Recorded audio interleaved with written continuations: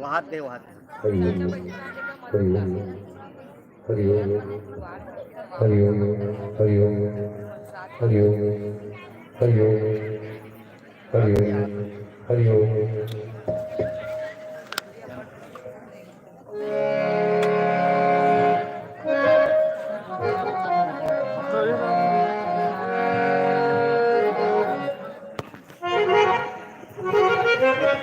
जय बजरंग मानस मंडली देवार भाट बालोद छत्तीसगढ़। एकर बाद में हमर मंच में हमर न्योता देवे डांडेसरा के जो प्रतिभागी मंडली है दीदी मन ओमन अपन सुर ताल मिला के रखे रहे।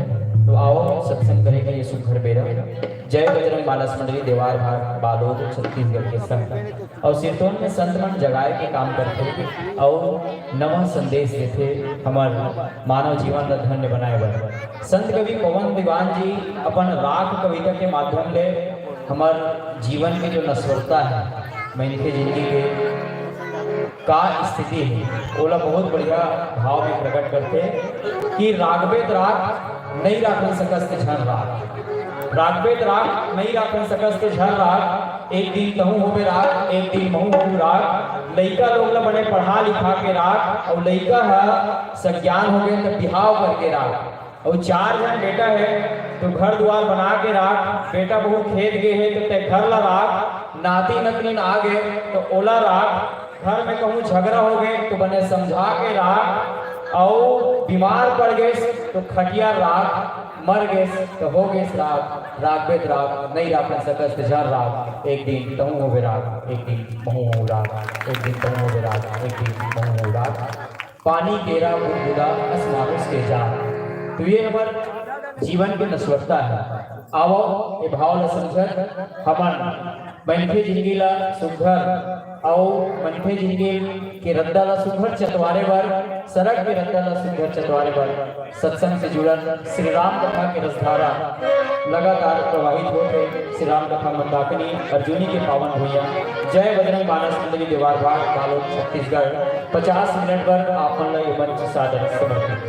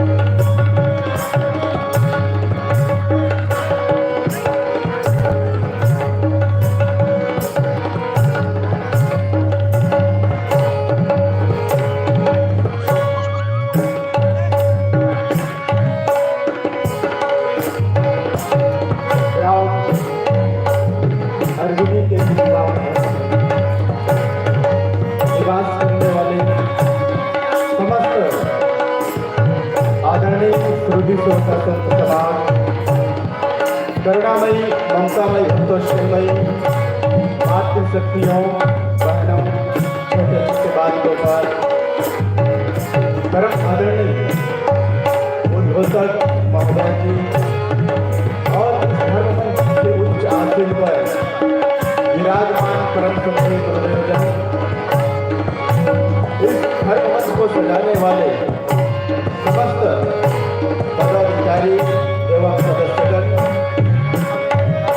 और इस ग्राम के पावन घर में विराजित चाहे वो दृश्य रूप से हो चाहे अदृश्य रूप से हो विराजमान समस्त देवी देवताओं की श्रीधर चरण कमल में जय बजरंग मानस मंडली ग्राम देवार घाट तहसील व जिला बालक के इन अगिनचर बालकों की ओर से आप सबों के श्री युगल चरण कमल में सादर नमन प्रेषित करते हैं। आप स्वीकार कीजिएगा।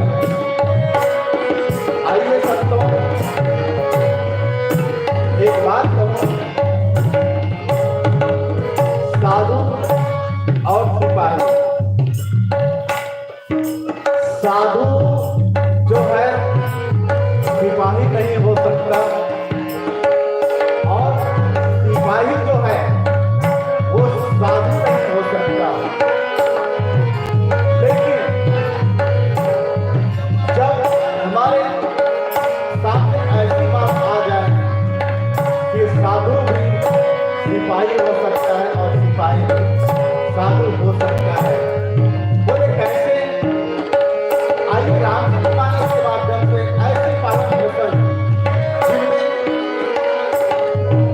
बुढ़ा होते हुए भी उन्हें भगवान के चरित्र से, भगवान की लीला से जोड़ते हुए उस लीला को हमारे जीवन में कैसे ढलेगा, इन पर चर्चा करें।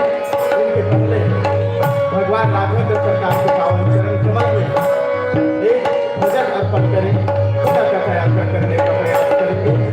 बोलिए श्यावर रामचंद्र की।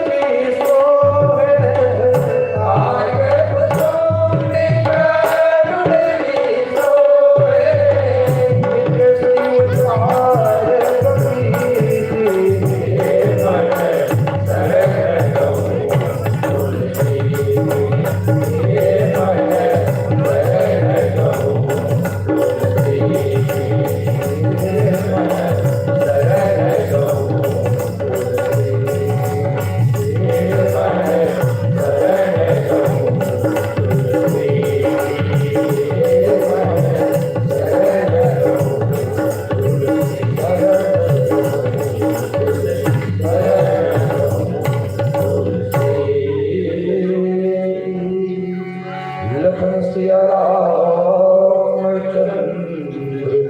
सब पर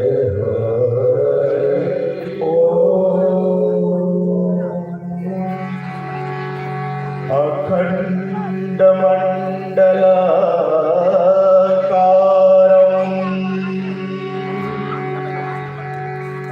व्यापकं येन चराचरं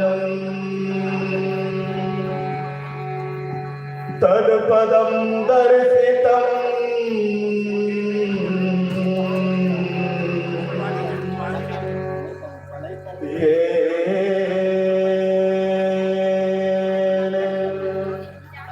तस्मै श्री गुरुवे नमः। वन्दे विदेहतनया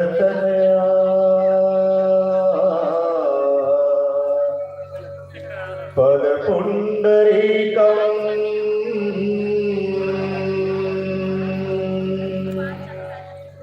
कैसोर सौरभ समाहित योग चित्तम हम तुम त्रिताप मनिषं मुनिहंस सेव्यम् सन्मानशाली परपीत पराग पुंजम हृदय विराजत राम सिय और दास हनुमान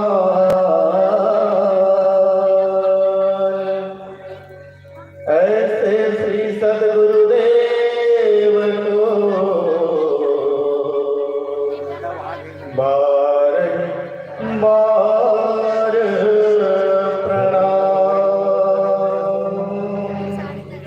श्यामर रामचंद्र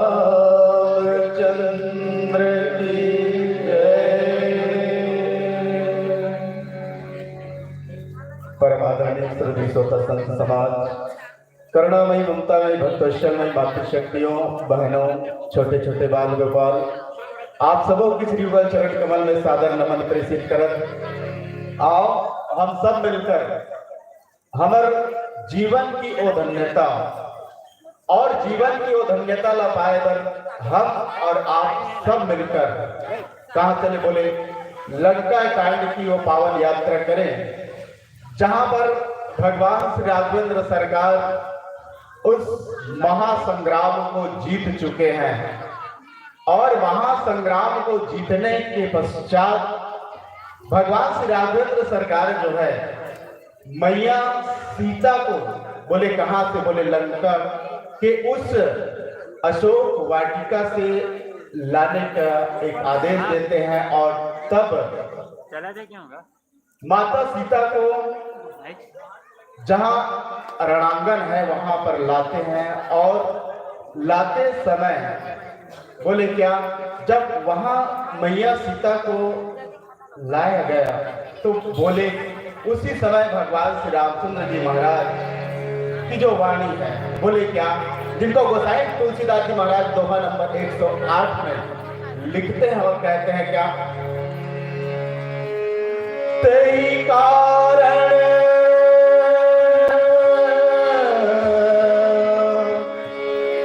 करुणा निधि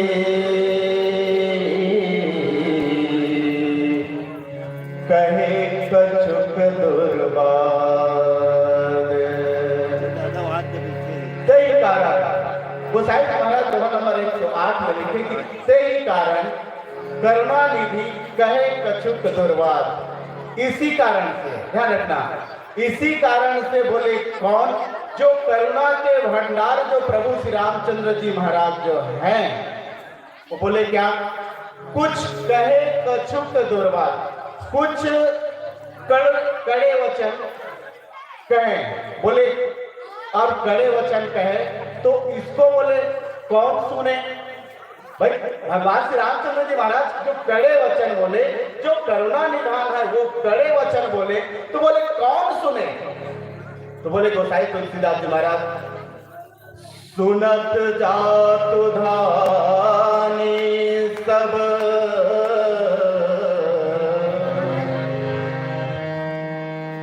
उसको जो सुनने वाले हैं वहां पर राक्षसियां हैं।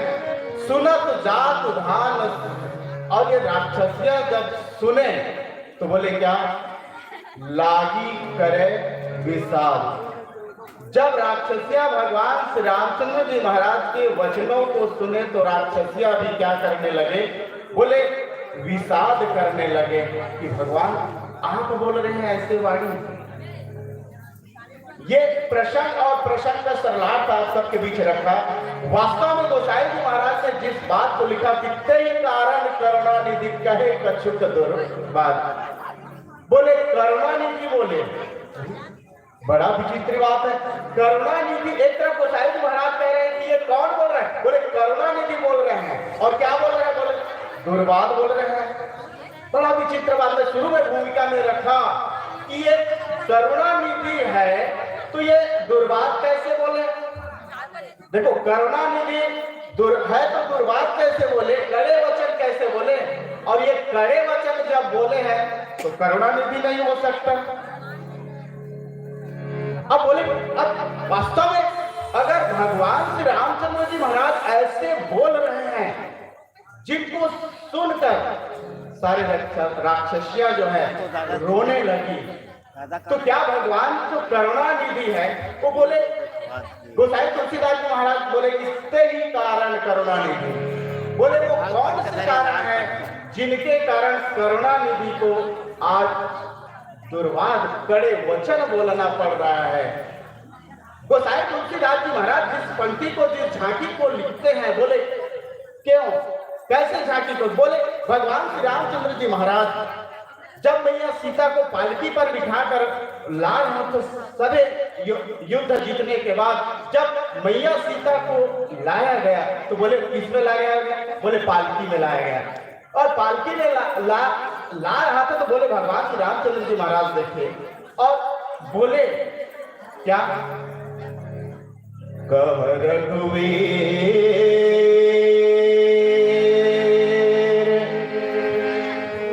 कहा मम मानहु।